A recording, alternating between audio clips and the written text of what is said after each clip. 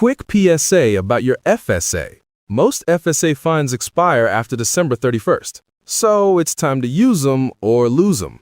Put those dollars toward your mental wellness with BetterHelp. It's easy. Sign up today and you can be matched with a therapist in as little as 24 hours. Over 137,000 people used their FSA or HSA funds with BetterHelp last year alone. Head to betterhelp.com/HSA-FSA to get started. AI agents are everywhere, automating tasks and making decisions at machine speed. But agents make mistakes. Just one rogue agent can do big damage before you even notice. Rubrik Agent Cloud is the only platform that helps you monitor agents, set guardrails, and rewind mistakes, so you can unleash agents, not risk. Accelerate your AI transformation at Rubrik.com. That's RUBRIK.com. When you think work, you think boots. You think boots, you think Ariat. You think grit, concrete, rain, and heat. And boots that never back down from any of it. You think comfort and durability that hold up on the job, off the clock, and every step in between. Because the day doesn't end when the job does. And from overtime to off-duty, you're thinking Ariat boots. Boots that show up, stand out, and always back you up. Now, it's time to stop thinking and start shopping. Find yours at Ariat.com or a retailer near you. If your vibe is the earlier the better, Lowe's early Black Friday deals are a no-brainer. Get up to 35% off select major appliances, and rewards members get free delivery, haul-away, basic installation, and a 2-year Lowe's protection plan when you spend $2,500 or more on select LG major appliances. Valid through 11/4. Loyalty program subject to terms and conditions. Visit Lowes.com/terms for details. Subject to change. LG member offer excludes Massachusetts, Maryland, Wisconsin, New Jersey, and Florida. Selection varies by location. Select locations only. While supplies last. See Lowes.com for more details. Hey Coach, any update on Jod and KCP? Both guys are game time decisions. We'll see how they react in the warm up. Michael, then Drew, and then Chris. What's the communication like with the team when you, because now you're starting to go through those stretches where, like you didn't practice and you didn't have a shoot around. So from game to game, like how do you communicate? When do you communicate with the team to kind of get in preparation for this matchup tonight? I think the most important tool that we have is video in these tough stretches, like starting 3 games in 4 nights. But there's always, you have to be careful with that too, because it's easy to overload the guys, especially early in the season, and draw conclusions from one game that don't really apply to the next game. So it's really, really important to always try the analysis, but after that to apply it into the next opponent. That's one thing, and then hopefully always, even if it's slow tempo, you can get to do some type of jog throughs or just for the understanding. So just trying to hit on all different type of teaching points, talking, listening, watching, moving. Notice that's the best way that the guys learn. Hey Coach, good to see you again. Good to see I was going to ask you a little bit about the principal's offensive again, if you don't mind. He kind of trying to play a little bit more up pace too.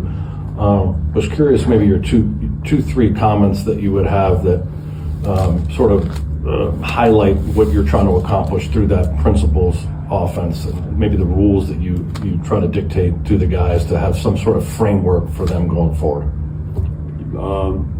I gotta say first that I'm not an expert on the offense. Offense sometimes called the principles, but from what I gather, the Heat are looking to play this way this year. It's based on a lot of dribble drive attacks, creating gaps for the drivers, and then having very logical, let's say, counters to what the defense does. So occupying space rationally while other guys are driving, so that you can always punish.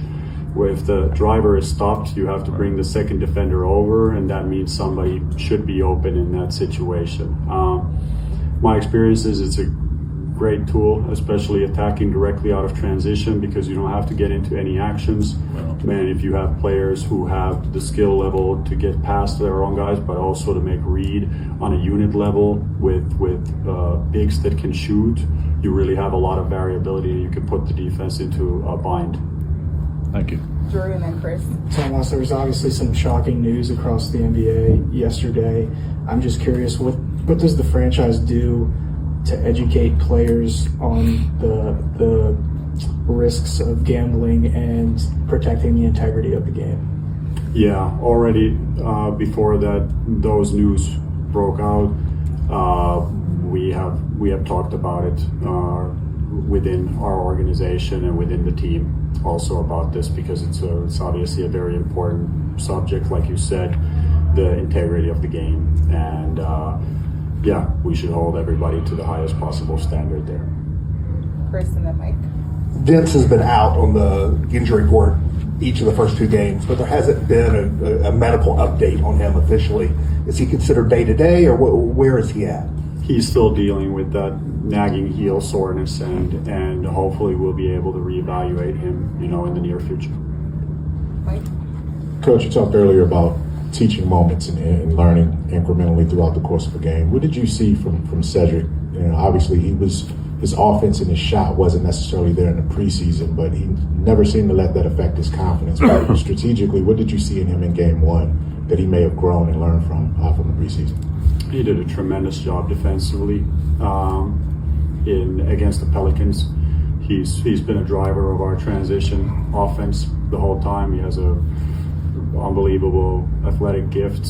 He's very durable. He has a high motor. He wants to learn, and we feel like every game he's improving. And it's not very surprising when you look at the background. I think after next week he'll have played more games than the whole last season.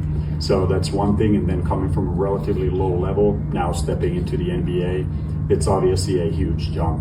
So you expect those, but his rate of retention is just really impressive, and yeah, he's improving in all facets of the game. Anything else? Michael? When you played the Heat in the preseason, they did the double big lineup with Bam and Khalil Ware, and then when they played their first regular season game, they started Bam, and I think Khalil Ware came off the bench.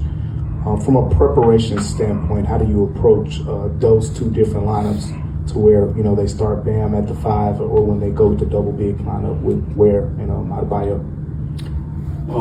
Well, the short answer is because of the offense that they run, that's maybe less of a difference than in previous years. So both guys are playing within their offensive ecosystem, and yeah, we prepare for both scenarios. And I think the biggest advantage you get with those double bigs, you get a little bit more rim protection and you get more rebounding on both ends. And obviously, that's something that you have to take into account on both ends.